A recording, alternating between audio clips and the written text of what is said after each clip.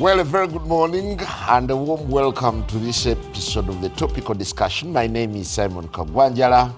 Talk of the town now is about the new player on the block. It's the People's Front for Freedom that was gazetted last week.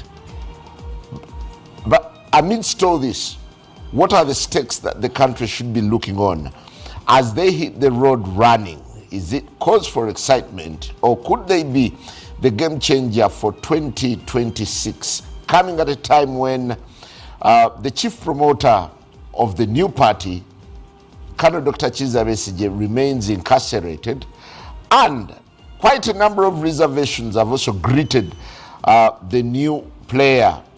Of course, they are coming from the old Forum for Democratic Change. The party doesn't seem to be very comfortable. There is a group that says good riddance. Yet another group is now coming out to claim that how can you gazette a party with the same colors as ours? Could these be some of the roadblocks that PFF awaits? Well, we'll be speaking to Honorable Semju Ibrahim Nganda, Member of Parliament for Kira Municipality, and the spokesperson of PFF. Good to have you, and a very good morning. Thank you, Simon. Good morning to NBS and to those who are following, either listening or watching. Is there cause for excitement now that you've been gazetted, and how rigorous has it been for you to get this far? First of all, there are requirements under the Political Parties and Organizations Act when you are registering a political party. First, you need to write to the Electoral Commission and reserve a name, a symbol, color, and slogan. That's the starting point. When you are done with that process, which we did in August last year, then you are issued with the forms to correct signatures, because under the law, a party is supposed to be endorsed. The registration of a party is supposed to be supported by 50 signatures of registered voters from at least 2/3 of the districts in Uganda. That's about 98 districts, more than 5,000 people. So that second phase, when you are submitting signatures of those who are backing registration, you are also supposed to be registering a constitution. What that means, by the way, is that you are supposed to govern, and that party is supposed to run, first and foremost, following its own constitution, but also following the laws governing politics in Uganda. We did submit both the constitution and the signatures on November 29th, and since then we have been in and out of the Electoral Commission demanding that you need to gazette us and issue us a certificate. Yes, we were happy that Friday last week the Electoral Commission gazetted PFF. What that meant is that the obligation on our part, we had fulfilled them, all the obligations, the colors, the signature, everything. Again, in the law, the Electoral Commission is required to notify the public that we are processing this registration, and then the public will make comments. If they are complaints, then they deal with them. But of course, complaints must be legitimate. That's why I told the people last week that anyone complaining against us will be an opponent, just raising political issues and no legal issues.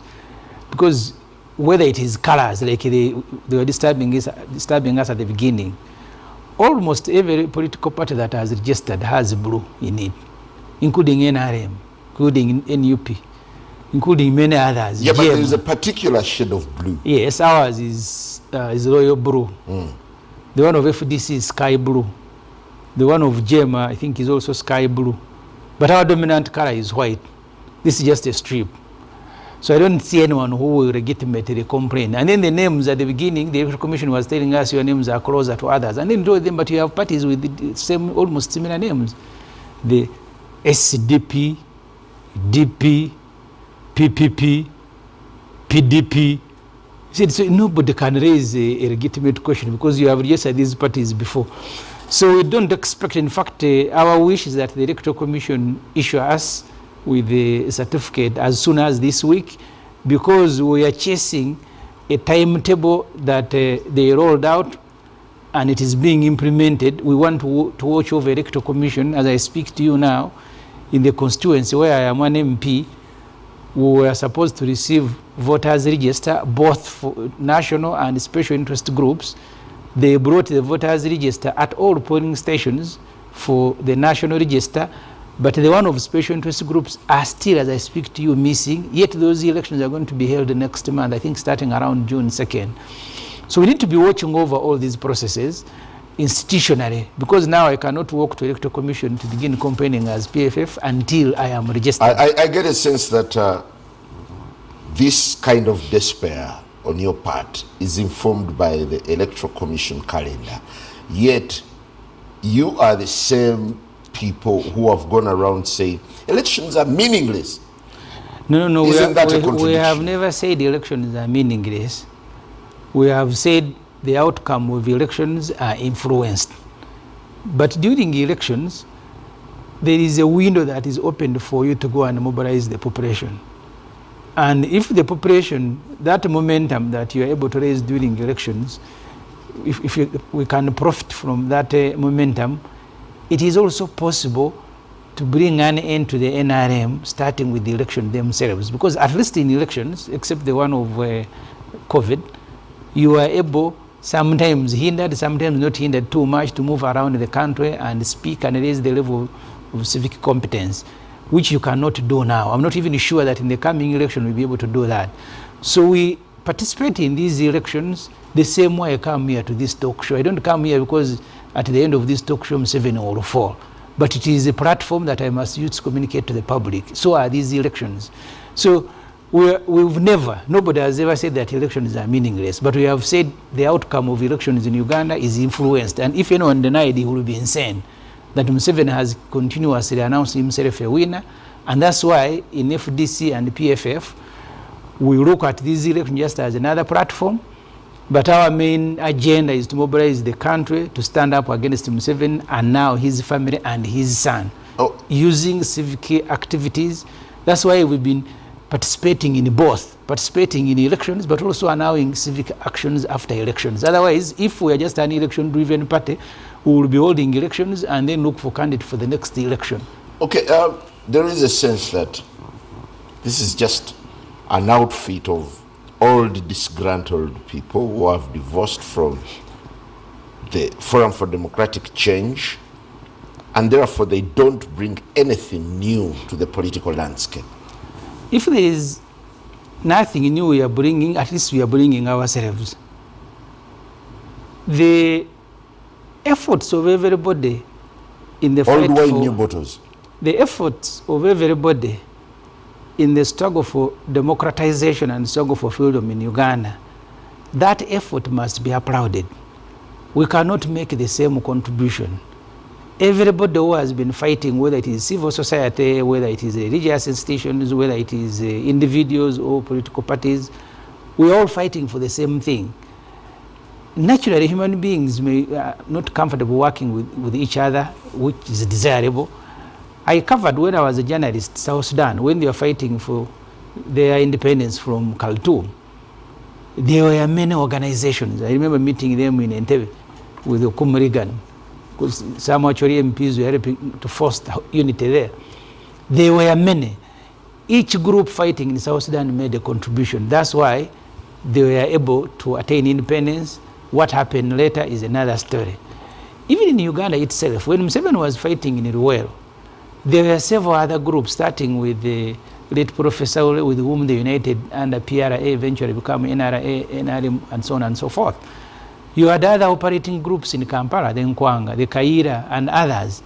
They were all fighting to weaken the Obote administration. And eventually it got weakened and internally crumbled. Because what people don't know is that a government that seems to be bigger can also crumble on its own weight. It doesn't mean that for a government to collapse, it must be only from external sources. A government can collapse because of its own internal contradiction and pressure from outside. You're all making a contribution. So therefore, you can describe us the way you want.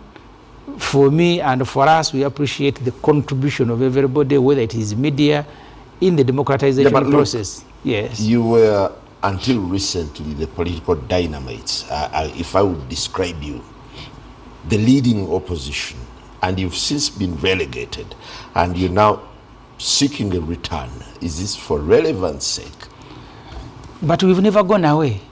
I don't know who said we went away. You mean does anyone in Uganda? is now the leading opposition. Does anyone in Uganda think that Besigye, Osemujjo, or Lukwago or anyone else have gone away? We've never gone away. We continue making the same contribution. It doesn't matter whether the numerical strength in the parliament has changed or not.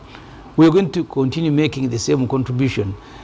At the beginning of every new party, and from the time Dr. Kawanga Semogerere left the scene and the Besigye came, you all come in thinking that you are going to make a bigger contribution than those that you found there. When you face the same hurdles, you'll now have to fall back to those who were there before for experience. It is natural. So anyone new will think that he has come with a solution. But when you are faced with the same problems, people forget these kidnappings that you see having started today. Besigye lost his brother, Musasi, who was a manager of his petrol station in Zambia. Museveni killed him. So you're not sure about this, are you? I am sure they are the ones who arrested him. His life deteriorated until he died. And here, when you are talking about Museveni and killing people, does that shock you? Someone who was leading a rebel group with arms in Ruwero, what were they doing in Ruwero? Were they hunting? They were killing people. That's how they came into power. I don't know why you should develop that should become hysterical when you say that Museveni killed. You need to go back and read Byanyima. He said one time Museveni killed a Mzungu in Mozambique, and then he came home celebrating, and I said, you man. So really killing and Museveni, they are synonymous. So the point I am making is that the hurdles that Besigye has faced, the hurdles that Semogerere faced, the hurdles that NUP is facing, everybody will face. When you are dealing with a dictatorial military rule, family rule, the hurdles are going to be the same. The players can change. The mistake people make is to think that as FDC, we're always very happy to be opposition. If there are others who are happy for us, we are not. That's why you continue fighting. If our target was to be the main opposition party, then we will not be on the street after elections are announced. Remember, the last election that Besigye participated in, 2016, when he was cheated, he was on the street, a presidential candidate on the street, the night when the results were being announced. That's how you got kidnapped and taken to Karamoja. So if there are people who are happy that we are the main opposition party, we are never happy with it. There was no party in the Nigerian Army to celebrate that we are the leading opposition party, because we never set out to be opposition. Our struggle was a struggle to bring an end to this monster called Museveni's rule. So the success was going to be measured against that, not that we have the numbers in parliament, because what did the numbers change? So that was never our target. The target is to remove Museveni, whether we are the ones physically removing him or someone else. As long as there is change in Uganda, you will see me celebrating, there will be a party. But when we are the main opposition party, we never had a party. When Museveni eventually departs, there will be a party. You're joining a sea of different political parties.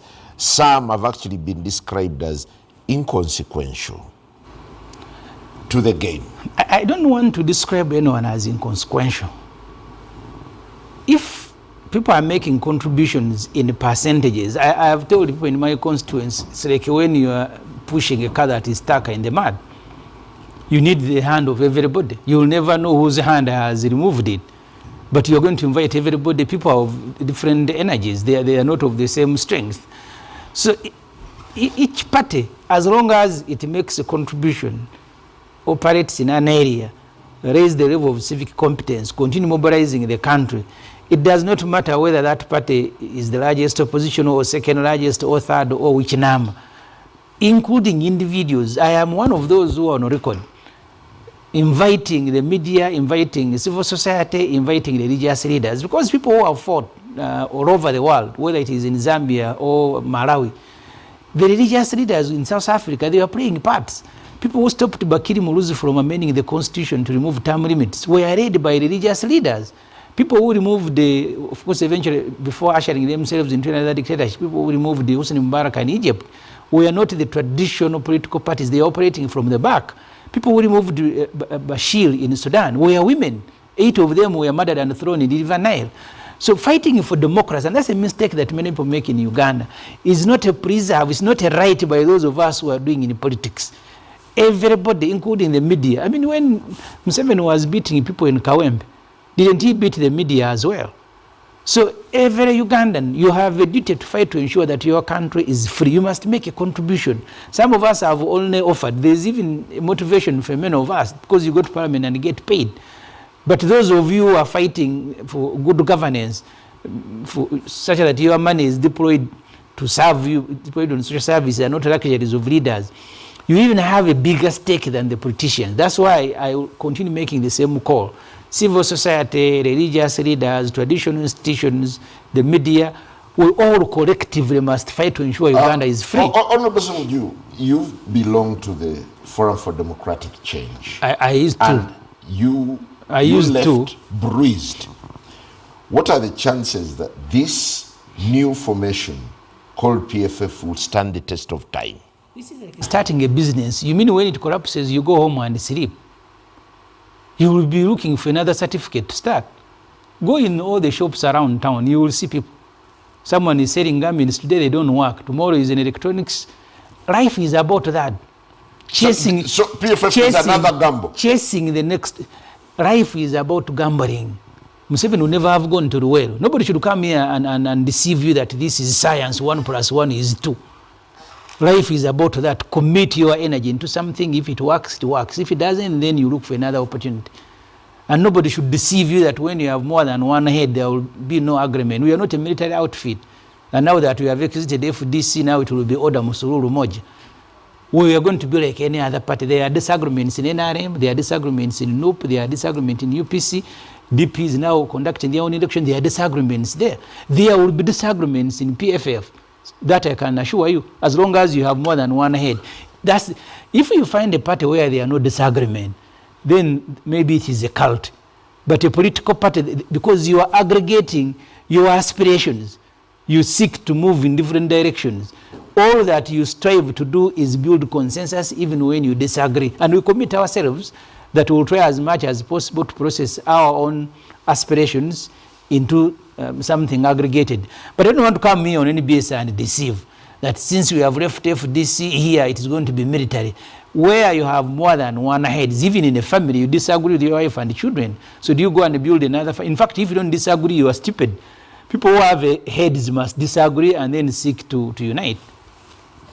Honorable Samuju, what do you bring onto the political scene? We are not new. That I want to repeat. We are only volunteering our energies and experience, and also we are seeking to add to the efforts of everybody fighting in Uganda to ensure this country is free. That's where the perception game beats you. Yes. These are all thugs who are seeking for political survival for another day. As I said, we are available to be judged. We will make a contribution. I don't think in Parliament we've made no contribution, that the people who are new have made a bigger contribution than the old ones. Sometimes the new actually come to us for advice because of the experience that we have. We continue going. I don't know how many times we used to visit Munanyamuli Semogeri, former Katikiro of Uganda. So that particular contribution you make, you are like a football team. It does not win because it defended very well. It wins because the strikers were able to score. If they don't score, then it will be a draw. So each person in Uganda makes a contribution. And for me, I want to invite everybody to make a contribution, because if collectively we are contributing, it means I will contribute less. If you leave the contribution to a few people, it means we must contribute more and we risk our lives. Okay, I want to list for you some of the odds that seem to be working against you. One, the already existing leading opposition doesn't seem to embrace you as an outfit worth relating with. There is a bit of suspicion, apprehension from the other side that maybe you have come to disrupt their agenda.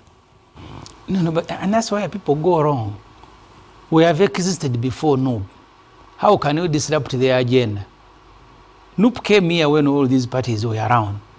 And I welcome them. They're also making a contribution. Maybe there will be other parties that are coming.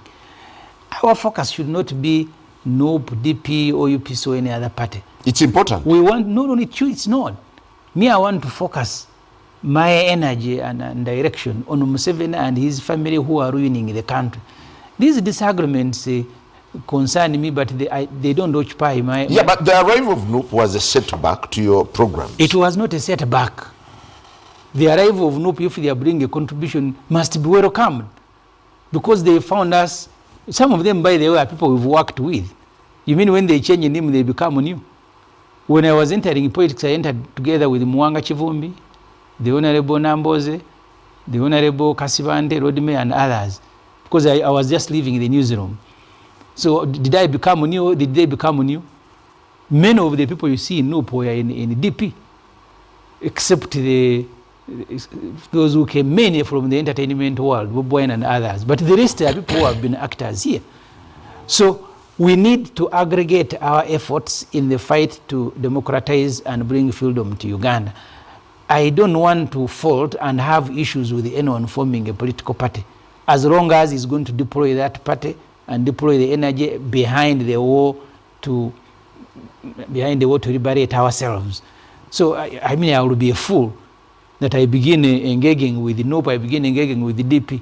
Then when will I have time to engage M7? Don't you find it ironical that the Electoral Commission has gazetted you at such a time?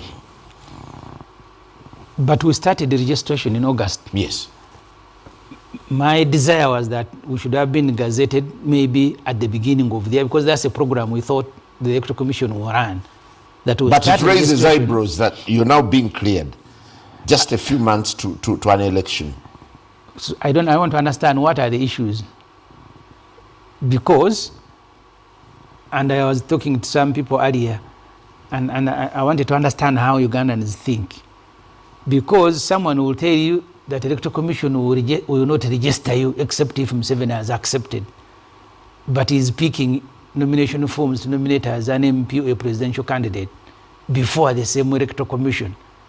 Why do you think registering of my party should be such a big discussion and your nomination as a candidate is not? So this same Electoral Commission has a duty under the law. They're not doing anyone a favor. The same way they nominate you as a candidate. Because you must understand, Museveni does not own Uganda. That's why you got to compete with him. And I remember in 2006, the Electoral Commission had refused to nominate Dr. Kizza Besigye, but under pressure they did. So the same way they nominate you and register you as a candidate, it is the same way they are going to register you as a political party. I don't see where the debate comes from. I remember the Honorable Yasir Kwagolod Mayor in 2011, they were raising issues that he didn't go to school.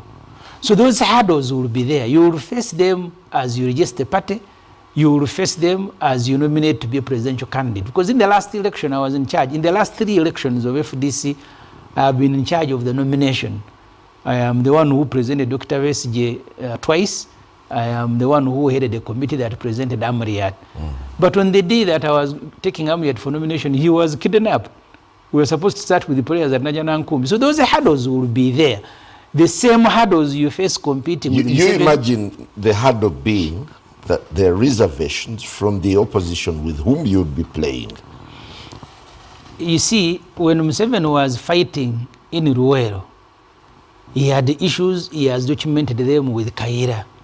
He thinks Kaira was reckless, that Kaira should never have used the small amount of guns that they had to go and attack Aruviri because they lost a lot of arms there. Museveni thought strategically that you needed to go and build before you attack a government somewhere in Ruwero. Kaira thought in his judgment that the government was very weak. I'll go and hit it at the main military base in Kampala and overthrow it. That disagreement is also natural. There are people who came thinking that you will walk over Museveni in an election. They were subjected to the same torture we had faced before. They now have that experience. And we will continue running collectively.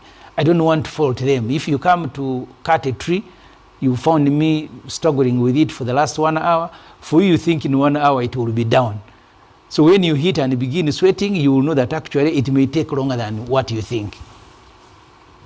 So essentially, what I gather from your submission is that you don't care what they think. You will be around. We will deploy our energy and our efforts towards the democratization of Uganda. We will continue fighting for our freedom. Are you bringing anything? That contribution, whether small or big, we want to aggregate it with the contributions of other people.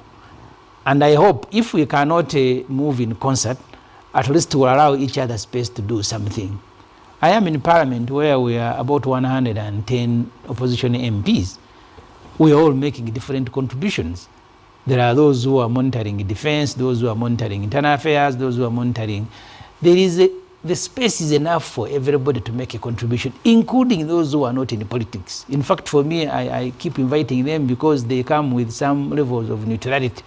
That if they are the ones at the forefront not seeking for office, because what causes problems in Ugandan politics is us who are seeking for office. You want every debate, the conclusion of every debate to be favoring you to win an office.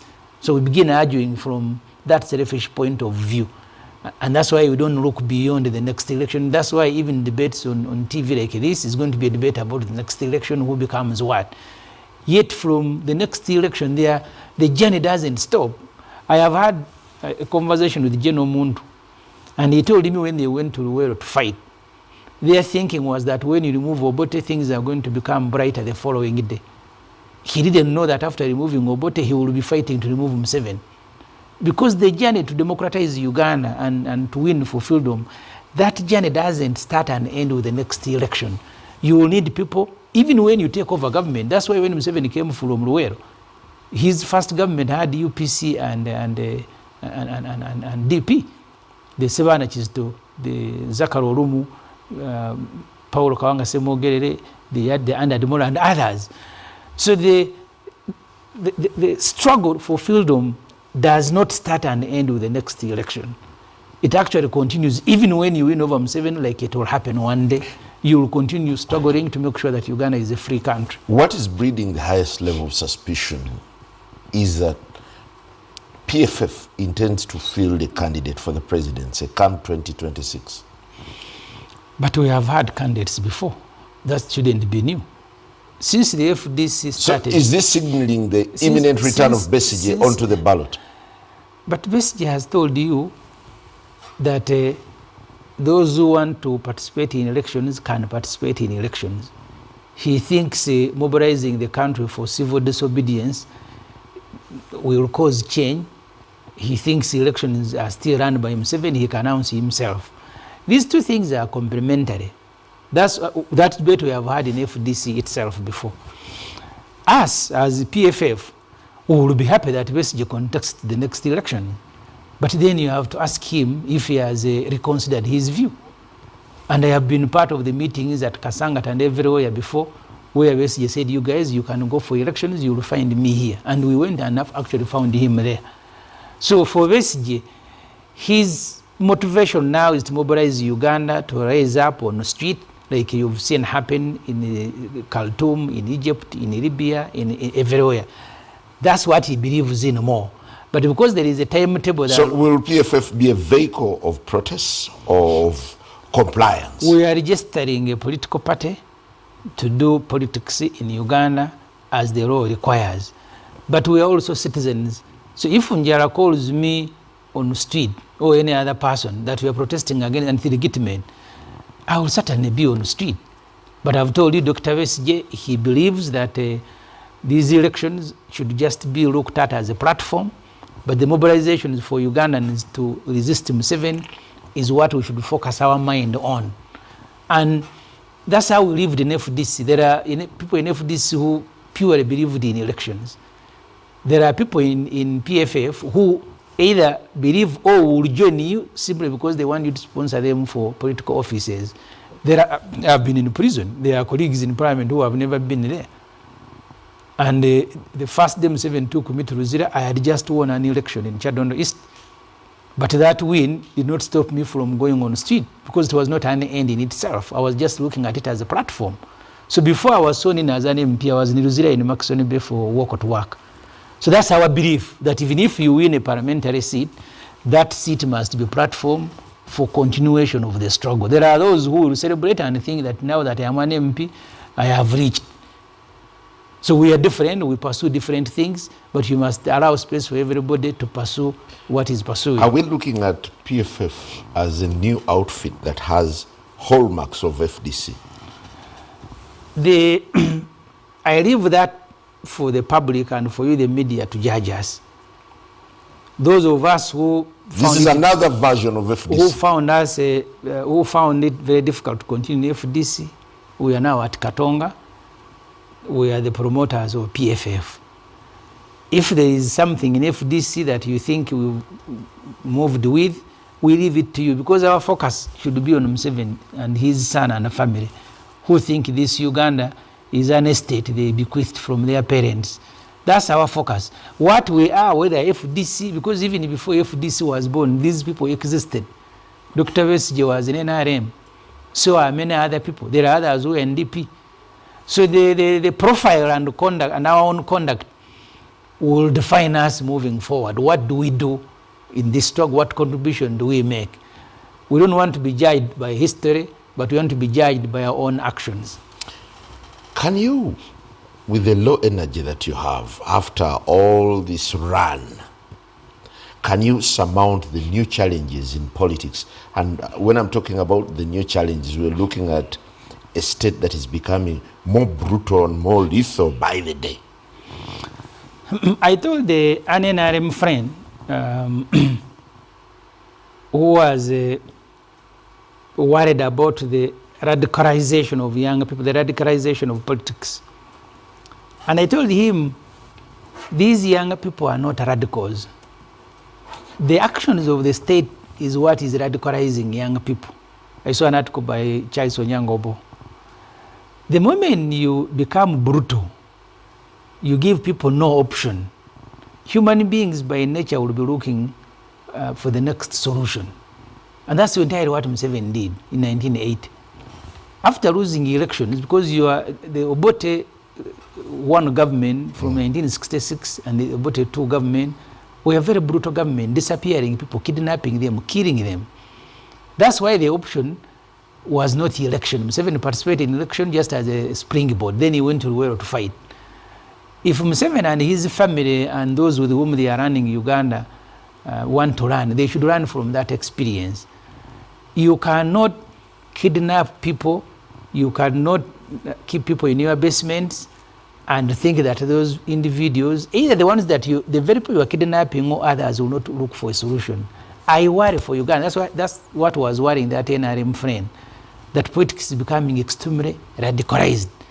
These younger people, they think it is the rhetoric from opposition leaders who are raising their sentiments.